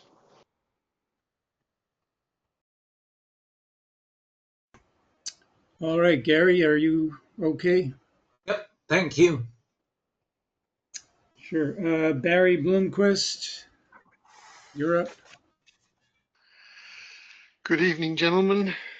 So let's see, I'm in day 11 or maybe it's 12 of the, is it docetaxel or terraformin or whatever the heck that stuff is. And just a quick comment, by the way, I take that dexamethasone oral tablet, 4 milligrams, 2 of those, the day before, the day of, and the day after you start. And 2 out of those 3 days, I woke up and I thought I'd gone swimming. So I don't know if that's the normal reaction to that stuff, but it was just, I'm going to sleep in the yard the night I start doing that because I've got a lot of night crawlers that need moisture. And, but anyway, so I got through days 3 to 7. 3 wasn't bad. 4 was pretty bad. 5, 6, and 7, my description of them was that it's like having a migraine headache, a splitting migraine headache, except instead of hitting you in the face or the forehead, it basically hits you in the whole body. And then at the same time, somebody unplugs your power supply. And but got through that. Thanks all for the encouragement, everybody who said that's what you got to get through and just keep pushing, and that helped. So the only big issue now, I'm kind of coasting along a little bit with whatever the symptoms are supposed to be. I've never been through this before, but I'm coasting through. But the problem I've had the last 4 nights, 2 hours sleep. My sleep monitor shows me just laying in bed awake. I go to bed at 8 o'clock or 8:30 at night, get up at 5:30, 6 o'clock in the morning. I sleep 2 hours. And about a third of that is deep sleep. So I've told my nurse monitor, whatever they are, that I think it's the prednisone, because I feel like I'm just wired up. I'm running at about 2,500 RPM, and so they cut my prednisone to 5 milligrams now, starting in the morning. We'll see if that starts having any significant impact, but the crazy thing is, normally in my pre-world, if I got 2 hours sleep, I'd get to 10 o'clock in the morning and I'd stop functioning. And now I get up 5:30, 6 o'clock, 2 hours sleep, and it must be the prednisone, because I'm like the Energizer Bunny. It's just okay. I didn't get any sleep, so we'll worry about that tomorrow. And tomorrow comes and we'll worry about it the next day. So I'm assuming it's beating the hell out of my body, but I sure as hell don't see it. And so that's Rick, that's my update on what's going on here. Well, it's a pretty notorious reputation for prednisone or dexamethasone to have you feeling wired and insomnia and all that stuff. So that's what that is. Okay. So how many doses have you had so far of docetaxel? 12, I think. I started, 7, 8, 9, 10, 11, 12. Yep. Now, how many doses of the chemo have you had? Oh, of the infusion? Yes. Oh, no, of the infusion, I'm in my first round. But I'm taking abiraterone, or that's the one I'm talking about. I'm on day 12 of abiraterone and day 12 after my infusion. So, Okay, but so I've only had one infusion of the docetaxel, I guess. right. So a couple of things that come to my mind, since you're on the abiraterone and you're on the prednisone, just talk to your doc about whether in fact you need extra dexamethasone before and after, and ask them to consider the dexamethasone that you're getting for the docetaxel. Because I have a feeling that these doctors, especially if they're not specialized GU medoncs, which is really why we push the specialized GU medonc, is they don't take into consideration if you're on abiraterone that you're on a low dose of steroids anyway.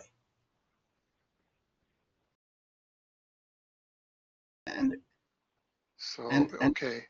So that doctor is Dr. Gerchik at Minnesota Oncology. Right. And that's who. He's not a GU medonc. He's not a GU medonc. I know. Oh, okay. I know that the other guy said fine. I know that Dr. Heath said fine. I know that Dr. Antanarakis said fine because they don't like rocking the boat. Okay. But that was who Kwan sent you to, and I guarantee he and Kwan don't speak much to each other about patients. And I don't know how many patients Dr. Gerchik has treated who have also been taking abiraterone and are new to abiraterone and are getting daily steroids because of the abiraterone. And really what we should be doing, and you might want to send a note to Dr. Heath or Dr. Antanarakis, one of the two, and say, how do you adjust your steroid dose for chemotherapy if a man is also starting abiraterone? They may say, we don't make an adjustment. Then I'm all with Dr. Gerchik. They may say, well, we do adjust this, that, and the other. Okay. Anybody else gotten chemo and abiraterone at the same time? Oh, wait, Bob did. Bob S. did. I wonder if they made an adjustment for him. Is he on tonight? Venice Bob? He was. Maybe he dropped off. But I think he got both. Anyone else here who got both abiraterone and... Yeah, Bob Schwartz is still with us. Yeah, no, Rick, I didn't have abiraterone. Dr. Wansell switched me off to Nubeca and darolutamide. Okay, fine. Thank you. Yep. That's why I couldn't answer it. Sorry about that, sir. That's okay. But we got the answer we needed, Bob, and I'm glad you're here. Thank you. No problem. It's helpful. Anybody get abiraterone and prednisone as well as docetaxel?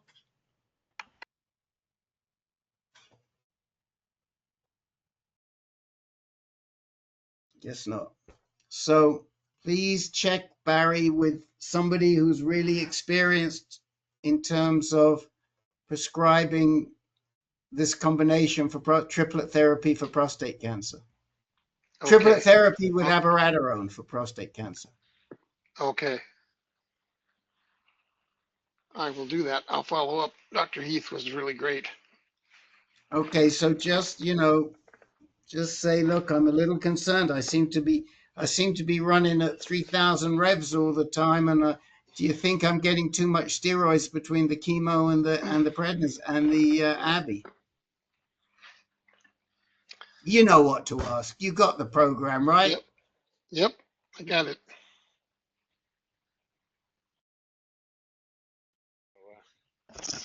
Rick, shall we Thank you. move on? Okay, I got my clear. So the next up is Thomas M. Thomas Matika. Yeah, Thomas Matika, thank you. I have I've got a list of bullet points here. I have not been really updating my situation very much over the several months. So I would like to, at this time, just go through these items just one after another. And I'm assuming that somebody is kind of keeping track of this. I don't know. That's how it looks to me. Either John or Len or somebody, Rick, keeps track of this. But I'm not sure of that, but I would like to say it anyway. There's only 10 bullets here, so I should be able to move through this quickly. I have questions about this, but I will hold that off till next time. So my first bullet item is that these are landmarks in my treatment. In August of 2023, I had my PSMA PET scan, and my PSA had risen then up to about 83. In October then of 2023, I started the Firmagon. And I've been on that for about 21 months now. My PSA immediately dropped to undetectable. In January of 2024, I had a CTXA hip scan and a QCT spine scan. In March 26th of 2025, I had a germline test at OHSU through Ambry Genetics, and that all came out negative. No findings at all about genetic mutations. On the 15th, April 15 of 2025, I took on a palliative care doctor at OHSU. Her name is Dr. Katie Stowers, Stowers. My PSA has continued to be undetectable all this time after I started the Firmagon.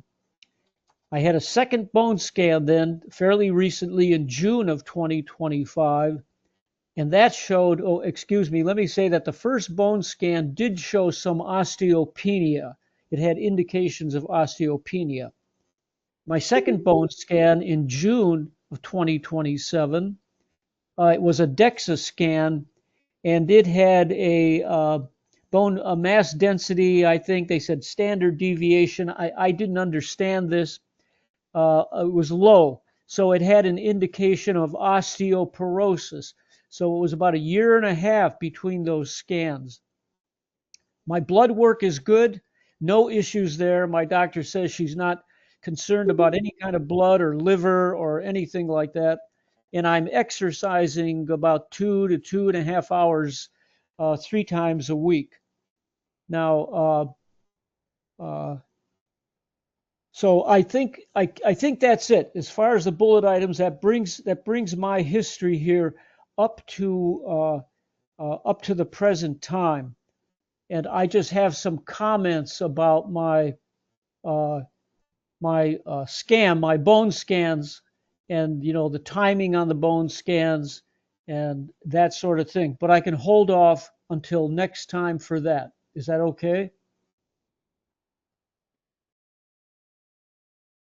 Rick, what do you think? There's nothing unusual in what you're telling us, Thomas. Right. And the timing of the bone scans, I mean, the reason that you take the bone strengtheners is because we know that long-term use of androgen deprivation therapy can lead to thinning of the bones. There's a question as to should they have started you on denosumab or Zometa earlier on. Clearly, you should be on it now. And what are they suggesting putting you on? I've had the pre-dental exam, and I'm going in for dental work. And Dr. Sokolova I know that's one of Gary's favorites. She suggested reclassed, Okay, and well, reclassed, you heard the discussion. yes, Reclassed is the same as Zometa. I would, if it were me, I'd be going for denosumab, yeah, either Xgeva, if that is the if you need that strength, because I don't know how bad your osteoporosis is, or Prolia, which like David Muslin's taking, which is twice a year injection. That's what yeah. we do.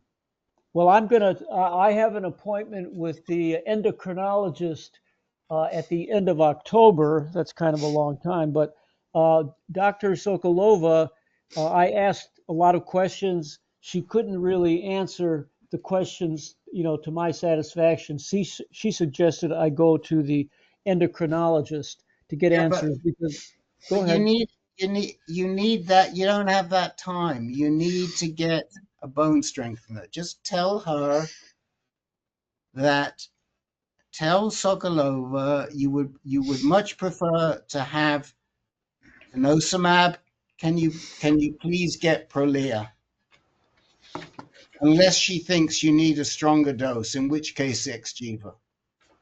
I asked them if there was any urgency about this, about my situation, and they said no, that there wasn't an urgency.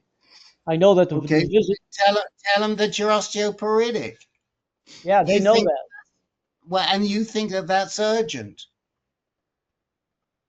If you had osteopenia, you send them a note in the portal. If I had osteopenia, I think it would be. I would agree with you. It's not urgent, but I don't. I'm osteoporotic, and I think it is urgent. See, they gave me the when I had the PET scan, and they Thomas, waited.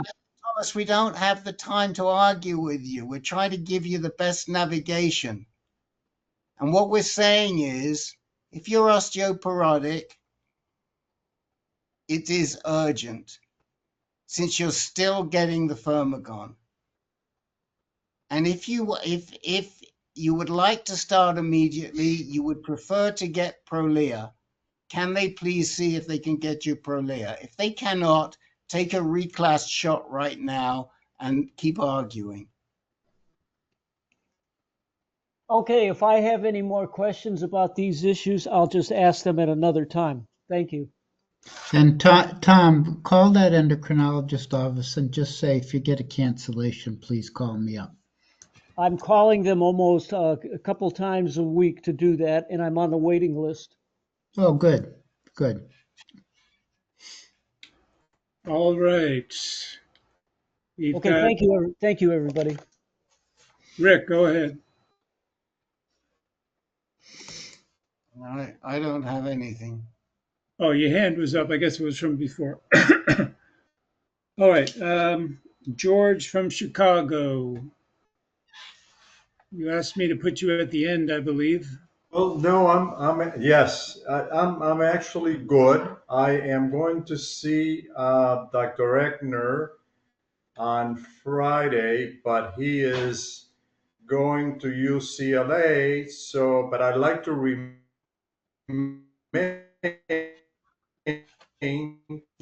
some recommendations Ben and Rick have given me some.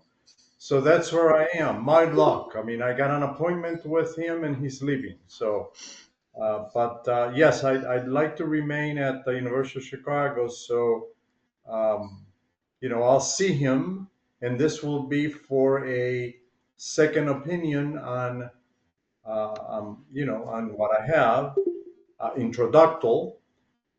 So, we'll go from there. I had some germane testing, and it came back okay. And there appears to be no Mets. So, that's the picture. That's where I am right now. Thank you. So just to fill in for others, so George had what was kind of perplexing. He had a single core of all his cores, only one showed intraductal. It didn't show invasion. and it was not. It was the core was not completely intraductal, so it was actually recommended by a urologist that he get focal therapy, which is a terrible idea. Um, George has moved his care. The University of Chicago. You know, Scott Egner, George can tell you. He give you the lay of the land, and he will probably recommend an excellent urologist if you choose surgery. Thank you, Ben. I am looking forward to meeting him and seeing him. Um, Epstein in New York wants a second biopsy of the surrounding area, and he wants to see it. So that's really what I'm going to be talking to him about, in addition to the other issues. And really, what I'm looking for right now is to ascertain who I am going to see prospectively at the University of Chicago, which is where I want to be. Good. Thank you, Ben. Well, you know, Thank you, Rick. I think, George, that we've given you the name that Egner gave us. So if you know, I don't know that you really need to ascertain. I think we've done it. You know, we went to Egner. We asked him who would he go to in his absence. He gave us one guy outside, and then he gave us one guy, one of his juniors who he really likes, Abby, forget his name, whatever, maybe Ben will remember. But I don't. His but I name is, think I'm sorry, Sidana. Sedana, right? I forget his first name, began with an A. But I think there's your answer. That's probably Yeah, I mean, where we go. You know. Yes, I and agree. you don't want to focus on that in your questions. You want his very seasoned analysis of where you are and what you should do. Correct. I sent them copies of all the paperwork via PDF. So hopefully he'll look at it. And I'm also taking hard copies. So so that's where I am right now. But Sounds I good. do thank you for your help, for you, Ben, and for Rick's. Well, Well, you can also thank Howard Walensky because yes. he was the guy that got a rapid response out of Scott Egner. I don't think I could have gotten quite as quick a response out of Scott Egner than Howard did. I think Howard probably got a quicker response than Dr. Schmulowitz would have gotten, David. I gotta tell you. But Howard has I mean, ways to we're very make you talk. excited that Egner's going to UCLA because we've now got another go-to doctor. The problem is we've sort of lost our go-to man at University of Chicago now. And David, Muslin, when you see Schmulowitz next, or if you write to him, ask him who he likes in place of Egner, and also please ask him who is empathetic to active surveillance, because one of the reasons we like Egner so much was we knew he wasn't going to pull out his scalpel right away. And you know, not for you guys, but for the guys that are in the lesser groups who are good candidates for active surveillance, it's really important to us that we send them to doctors who will countenance active surveillance, because a lot of the doctors will not, the urologists.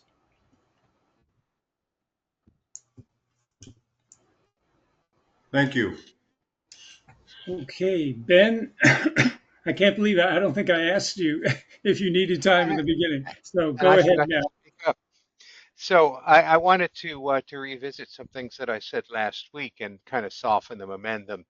When I talked to Marty about the prognosis for intraductal, I painted it too bleakly. I should have made it clear that this was in the context of prostate cancer, which, I mean, you will always live much longer, or you almost will always live much longer than you think you will going in.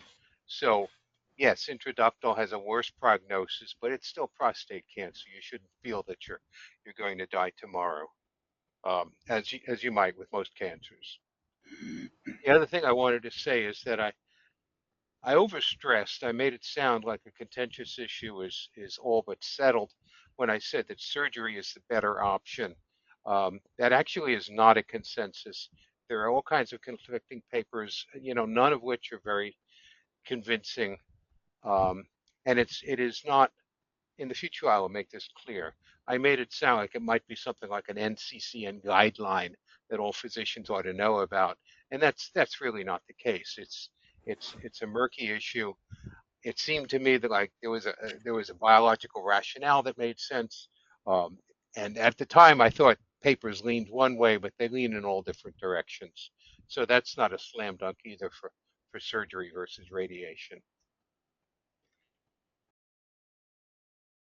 So thanks, Thank Lynn. you, Ben. Good clarification. Yeah, can I just say that none of what Ben said was an arch sin. It was all pretty accurate, and I absolutely agree with what he said last week, and I think his corrections are very fair, and we're really grateful that he's made the corrections. But even if you heard what he said last week, it wasn't as bad. We didn't hear it as bad as Ben heard it when he listened to the recording, and I think that's what we want to say. I mean, I just saw Gary V. He just got up out of his chair, but Gary V. The fact that we were lucky enough to have Gary V here last week, who said I had intraductal and I had radiation, was very, very, very helpful. And I think that created a great balance. So I really appreciate Gary V speaking. We all do. The comment I wanted to make is it's ridiculous. It's ridiculous that for us, that all of a sudden we're having like a plague of intraductal prostate cancer. I think we've got, Ben, correct me if I'm wrong, but I think we've got 4 or maybe even 5 guys right now, all at the same time, all dealing with intraductal. And we've seen it, but we haven't seen it as frequently as we're seeing it right now. Now, maybe people are picking it up better, the pathologists, I don't know. But when I think about it, we must, and we've got at least 3 people who are either like George 3+4s, or I know I can think of one guy who's 4+3. We've made the decision, the moderators, we talked about it amongst ourselves, and we made a decision that we want to talk to all IDC people, IDC-P people, which is the abbreviation for intraductal, IDC-P. But we want to talk to all the intraductal people in this high-risk advanced group because it is a more, it's a diagnosis that really requires action and really requires you to remain aware going forward, even after your action. And the problem is that it isn't necessarily treated that way, and it should be, that you have to be very observant. Some of you may not know, but it doesn't warrant a Gleason score, IDC-P, intraductal. So you may be 4+3, 4+5, whatever that 3, 4, or 5 relates to. It's not the intraductal. The intraductal is identified separately and should be a separate factor in consideration. Having said that, I will defer to our intraductal specialist, Professor Ben, because he may want to correct some of what I said, because I am known to misstate things from time to time. I find it kind of murky as soon as, I mean, there is whether the ducts where it grows have a kind of a rim of cells called basal cells, and if that rim is intact and there's just stuff growing inside, they decide, the pathologists say, well, it isn't invasive because it didn't go through that outer rim of cells. It didn't come into the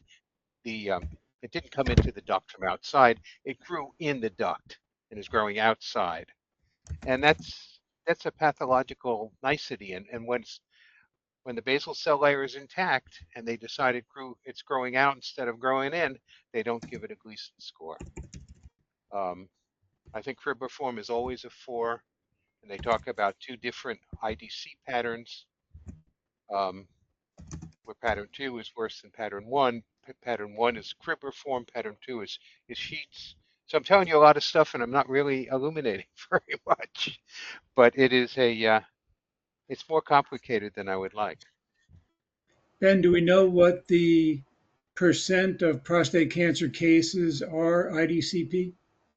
That's a great question. I can't believe I didn't ask that. I don't know offhand, or if I found it out, I've forgotten. I mean, clearly, the number has gone up, if only because pathologists are getting more sensitive to it. Yeah. So it's actually hard to make a really good assessment because they're apt to spot it better now. George, you had your hand raised, but I guess you took it down. Well, my understanding is that when they examine the gland after a prostatectomy, they find a lot of IDC in most of these glands. And I was wondering if you guys have heard that is the case. I know that I read that somewhere, and I'm sorry I can't point to where I read it, but Might have read it in an email. it appears. My point is that it appears to be a lot more common than I anticipated. Yeah, you think it's odd. It's just one little core, as Dr. Helfand thought. Oh, we can just root out this core and be done with it. Yes. But no, I was going to say Epstein was also perplexed. I spoke with him, and he wants a second biopsy. And I think Rick alluded to this last time, to take a look at the area around that blemish to see what it says. And that is what I am going to do. I'm going to have a second biopsy and send the slides to Epstein. yeah, I mean, one of the things that makes it insidious, apart from the fact that you sometimes get it's underrepresented in biopsies. Part of the reason is that it doesn't show up very well on MRIs. So even if you scrupulously go after what you see on the MRI, you may miss stuff. You may miss intraductal lesions. So that's presumably why he's asking, why don't we go fishing and find some other spots nearby? Yeah. Thank you. So George, I don't know if you saw the chat box. Gary V gave you his phone number if you want to talk with him. Yes, I did. Thank you. Thank you very much. Thank you, Gary. Well, gents, Gary has his hand up. Did you want to say something, Gary? Very quickly, Rick, I just wanted to say that back when I had my biopsy in November of 2020, and I received my biopsy report, nobody went over, and this was UCSF, nobody, including Roche or my oncologist or my GU oncologist, or anybody has ever discussed a cribriform or intraductal. I dug that after I had attended this AnCan group. I dug that data up out of my records from my biopsy that was done back in November. So it really wasn't even, at the university level. And then I was at UCLA for a while, and then obviously at OHSU. But nobody ever raised intraductal or cribriform as being anything. I to be perfectly honest, I didn't even know I had it. Until I actually looked at my biopsy report. So Gary, that's the reality. Gary, that's why we tell people who come in here, no matter where they get their biopsy, please send it to Epstein or Zhu. Now, more and more people are identifying cribriform, more people are identifying intraductal, but I mean, I can tell you back in 2007 when I asked for a reread,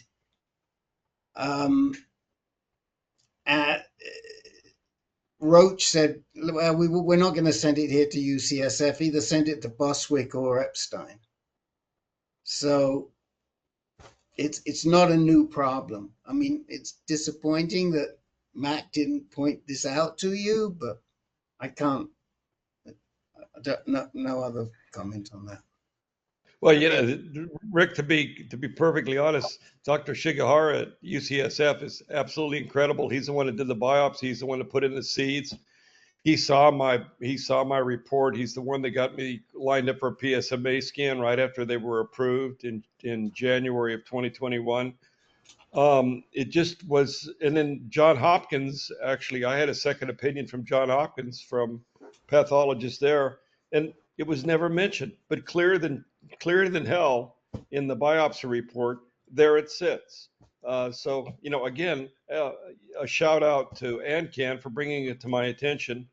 And I mean, to be perfectly honest, I don't know what the hell good it does me at this point, other than the fact that I'm still alive 5 years out, and what the hell?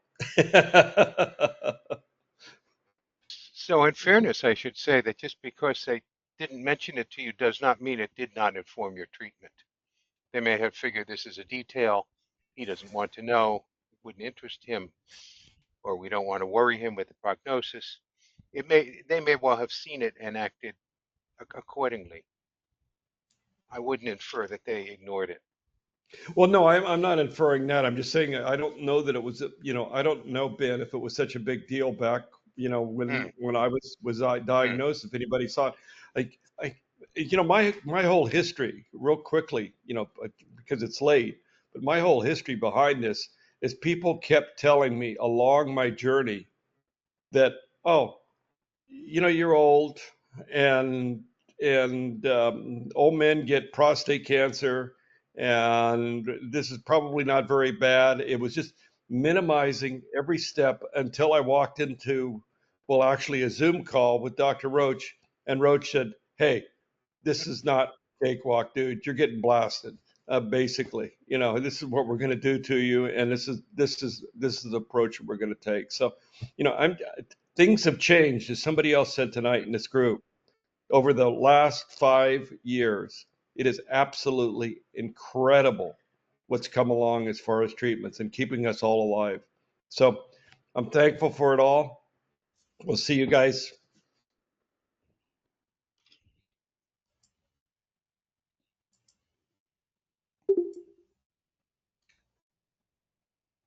Did we? My end shouldn't be up. By golly, we've lost Len, and people were dropping off. Yeah, I think they're telling us something, Ben. Yeah. Yeah, we need to take the hint. Okay. Good night, everybody. It's been great. On behalf of Len, good night, everybody. And thank you, everybody. See you next week. Good night. Thank you. Good night. Thank you. Good night, everybody. Thank you. Good night. Good night. Thank you very much.